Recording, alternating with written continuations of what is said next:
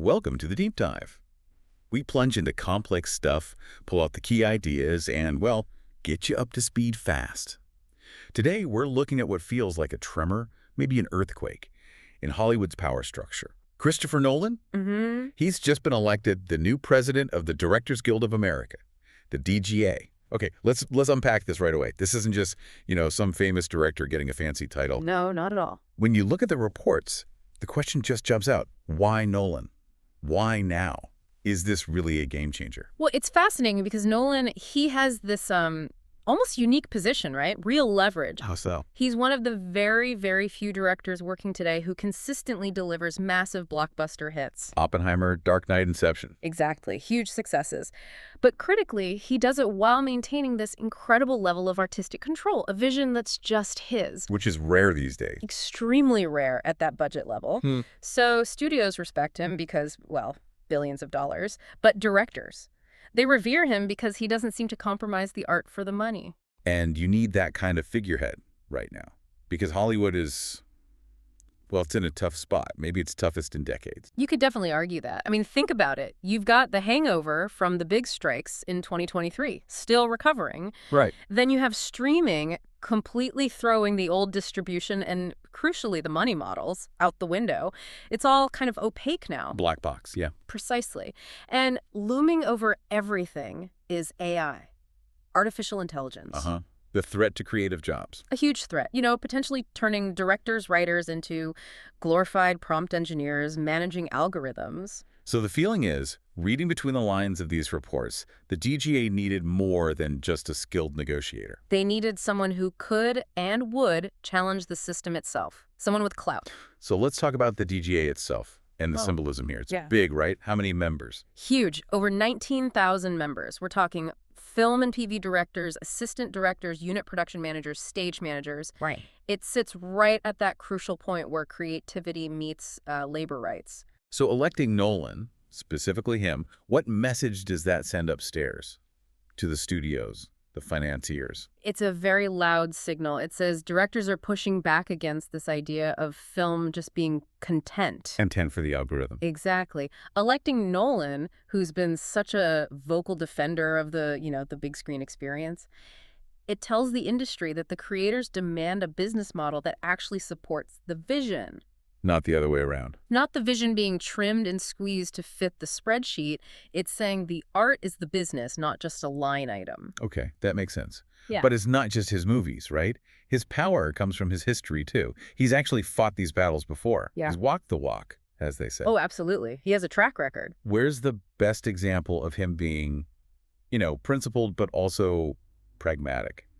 Using his weight. I think the clearest one, the one everyone points to, was that very public, very messy split with Warner Bros. During the pandemic. Yes. He'd been with them for ages, hadn't he? 2 decades, a cornerstone director for them. Remind us what happened there. It really felt like a flashpoint. It was. Warner Bros. Suddenly announced their Project Popcorn plan. Remember that? Vaguely.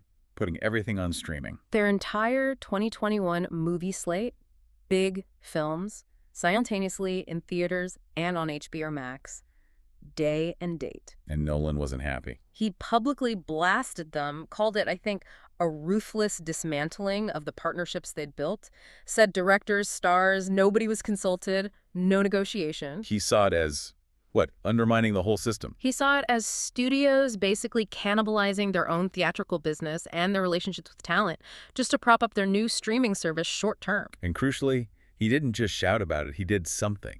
Something with consequences. He absolutely did. That's the key part. He took his next massive project. Oppenheimer, exactly. Yeah. $100 million plus prestige picture. And he took it straight to a rival studio, Universal. Which sent a shockwave. It was a massive demonstration of leverage. It showed that a director of his stature, with a valuable project, could walk away. That studios weren't completely untouchable if big talent stood firm. It set a precedent. I see. So that history gives him immense credibility now? Yeah. He understands the money side, the distribution battles. Better than many executives, probably. So when he talks about saving the theatrical experience, it's not just about the art on the big screen. No, not just art for art's sake. That's where the pragmatism comes in. He argues quite forcefully that the theatrical window isn't just nostalgia, it's an economic engine. How so? A successful theatrical run generates revenue that supports jobs across the board, marketing, distribution, cinemas, the crews making the films. It sustains a whole ecosystem. Whereas streaming? Streaming revenue is often murky, that black box again. It benefits the platform, maybe some top execs, but does it support the same breadth of industry jobs? He argues it simply doesn't, not in the same way. So fighting for the cinema is a labor fight for his members. Fundamentally, yes. It's about maintaining a financially viable system for everyone the DGA represents.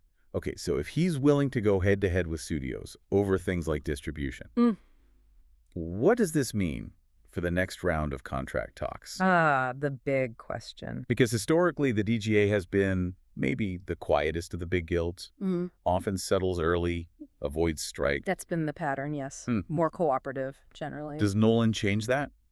Are we going to see a tougher DGA? I think all the signs point that way. Just having him at the table changes the dynamic before they even start talking. Studios know his reputation. They know he can mobilize public opinion, that he understands the business inside out, and that he walked away from Warner Bros. Playing hardball with him leading the DGA, that's a much riskier proposition for them. It gives the union a different kind of authority. A public and commercial authority, it probably hasn't wielded quite like this in a long, long time. So, based on the sources, what are the key areas where we expect the DGA under Nolan to really push hard, using that new leverage? Yeah, looking at the analysis, there seem to be 3 core battlegrounds emerging for the next contract cycle. Okay, let's break those down. Number 1 has to be streaming money, right? Okay. Opening the black box. Absolutely top of the list. The current residual system for streaming, directors feel it's broken.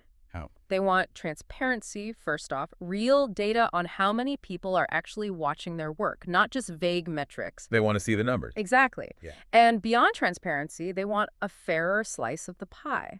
Actual profit participation that reflects ongoing success on these platforms, not just a one-off buyout payment that feels way too low compared to, say, the old DVD or syndication money. Right, that long tail revenue. Which has largely vanished in the streaming model for many creators. Okay, second big issue, AI. The robot in the room. That was huge in the 2023 strikes. Yeah. What's the DGA's angle? For directors, the AI threat is, it's got a few layers. First, it's about authorship. Creative control. Citing their vision. Precisely. They need contracts that guarantee their creative decisions. The editing, the shots, the style won't just be overridden by some studio algorithm trying to optimize for engagement. Replaced by AI-generated scenes. Or that. And also protection against their work, their style, being used to train AI models without their permission or compensation. Or deepfakes. The goal is AI as a tool for the director, not a replacement. Makes sense. And the third area? Working conditions and safety. This often gets less press, but it's vital, especially for ADs, stage managers, the whole crew structure. Long hours, safety on set. It's critical issues. Nolan's known for demanding sets, yes, but also professional ones. The DGA is expected to push for more enforceable rules around working hours, fighting that culture of just brutal, unsafe schedules. Setting real limits. Real limits and better safety protocols, particularly on these huge, complex action films or stunt-heavy productions, preventing burnout, preventing accidents. So you take those 3 things together, streaming pay, AI protections, working conditions. This sounds like more than just asking for a raise. It sounds like trying to shift the whole power balance. I think that's exactly the goal, moving away from a purely studio-driven model towards something more like a partnership. Is there a model for that? You could look at how powerful showrunners evolved in television. They gained more control, more ownership, significant profit participation. The idea is maybe to achieve something similar for film directors. Be giving them more skin in the game. More skin in the game, more say in how films get made, financed, distributed. It could fundamentally change things if they succeed. That's a huge ambition. It is. Yeah. And there's another layer, too, thinking even bigger picture, the geography of it all. Meaning where films get made. Yeah. Production costs in LA are sky high. Tax incentives are pulling productions everywhere else, Atlanta, the UK, Eastern Europe. So the DGA needs to adapt. Exactly. Nolan's leadership might encourage the DGA to be more proactive, more global, supporting members working outside the traditional Hollywood bubble. Making sure union protections travel with them. Right. Ensuring standards don't drop just because you're filming in Budapest instead of Burbank. It keeps the union relevant and, potentially, helps foster a more geographically diverse industry. But, okay, let's be realistic. Hollywood is fractured, as you said. Yeah. Studios are playing it safe, budgets are tight. Audiences are all over the place. Tech is moving incredibly fast. Yeah, the landscape is tough, no question. Can one person, even Christopher Nolan, really steer this massive, complex ship in a new direction? Fix everything. Fix everything is probably too strong. The challenges are immense. Institutional inertia is powerful.